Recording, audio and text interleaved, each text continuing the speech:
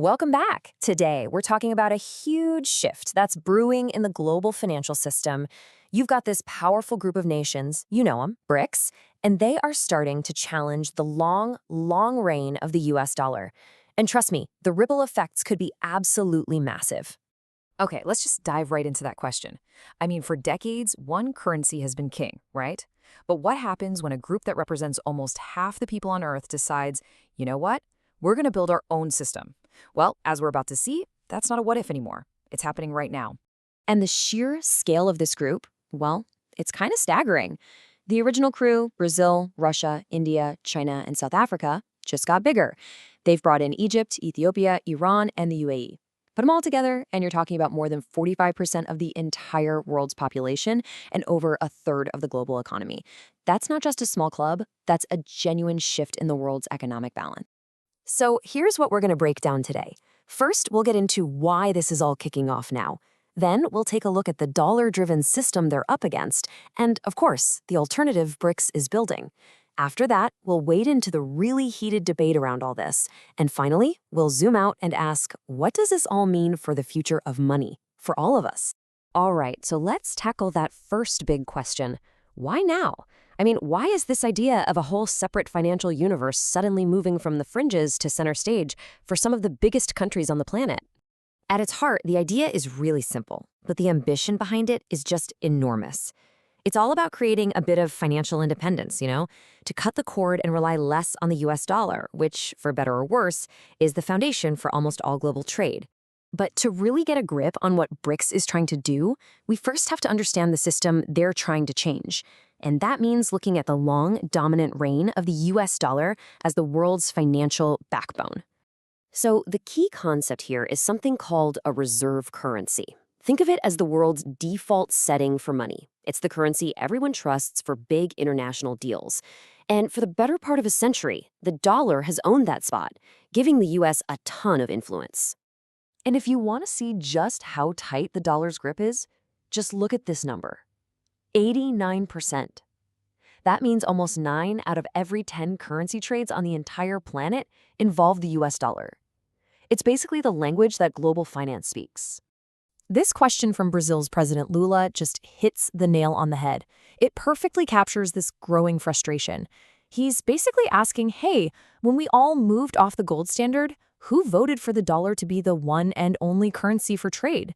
He's challenging a legacy that a lot of countries are now starting to see as outdated. But this isn't just about old history.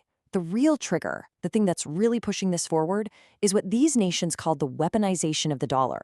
When countries like Russia or Iran get hit with sanctions that effectively cut them off from that dollar-based system, it sends a powerful message to everybody else. Your access to the global economy can be turned off like a switch. So what's the plan? What's the solution they're proposing? Because this isn't just talk.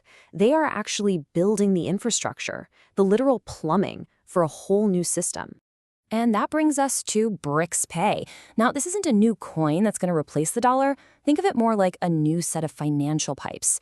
It's a system that's designed to let member countries trade directly with each other using their own money. The yuan, the rupee, the real, you name it. And what's really fascinating here is the design philosophy behind it. The current system, SWIFT, is centralized. It's like a hub with spokes, which makes it pretty vulnerable to political pressure. The BRICS alternative, on the other hand, is being built as a decentralized network. There is no central off switch, which makes it, by its very nature, much harder for any outside group to control or shut down. So what does this actually look like in the real world? Well, this slide breaks it down pretty simply. Imagine Brazil wants to buy something from China. Instead of the old way, converting their reals to dollars, then sending the dollars to be converted into yuan, they would just pay in reals through the BRICS system. And on the other end, China gets paid in yuan. The US dollar is just completely bypassed. Okay, this all sounds pretty revolutionary, right? But can it actually work? This is where we get into the really fierce debate about so-called de-dollarization. Because let me tell you, the challenges are just as big as the ambitions. Now, people who think this change is inevitable will point to trends like this one. For decades, oil, the lifeblood of the global economy, has been priced almost exclusively in US dollars. It's the whole petrodollar system. But last year, A full 20% of all the oil in the world was traded in other currencies. That's a serious crack in a very old foundation. But on the flip side, you have a lot of powerful voices saying, not so fast. This recent study from the Atlantic Council is a perfect example. They argue that, yeah, there's a lot of noise, but if you look at the core data, the dollar is still king, and its role isn't really threatened anytime soon. And the internal challenges within BRICS itself are just enormous. You've got countries with completely different economies and political goals. There's even a real fear among some members that they might just be swapping out their dependence on the dollar for a new dependence on China's yuan. And you have major players like India who have pretty much said they prefer stability over trying to rock the boat right now. And of course, the US isn't exactly sitting on the sidelines just watching this happen. There have been some very direct threats of what could happen. As you can see here, there have been proposals for massive, punitive tariffs. We're talking up to 100% on any BRICS country that actively tries to ditch the dollar, with even more tariffs for any of their friends who help out. So, let's pull all these threads together. What's the big picture here? Why does a super technical debate about financial plumbing matter so much to the rest of the world? Well, this timeline really shows that this didn't just happen overnight. This has been a long strategic game that's been building for more than a decade.